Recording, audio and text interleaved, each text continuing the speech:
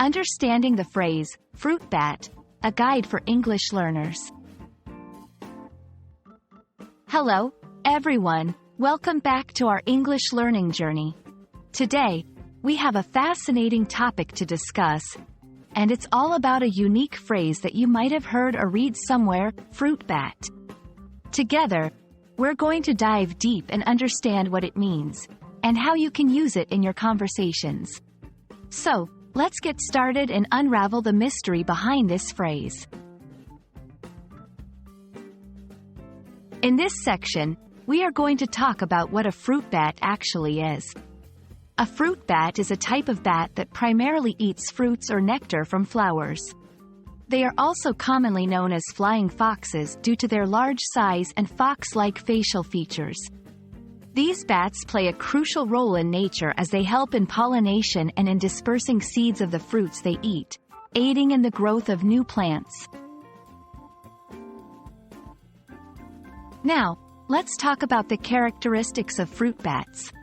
Fruit bats have a large wingspan, which can be up to 6 feet for some species.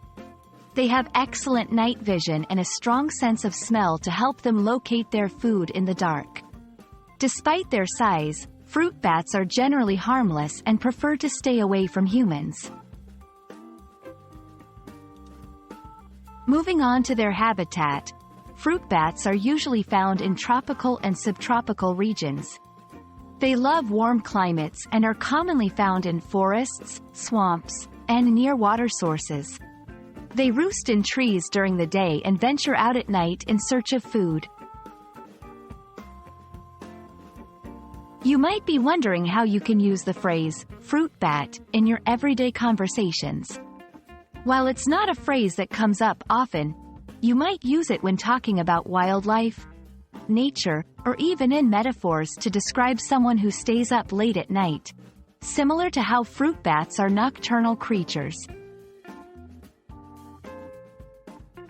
And that brings us to the end of our journey into the world of fruit bats. I hope this video has shed some light on what fruit bats are and how you can talk about them in English. Remember, learning a new language is all about curiosity and practice, and you're doing great. Keep up the good work, and I'll see you in the next video. Goodbye, and happy learning!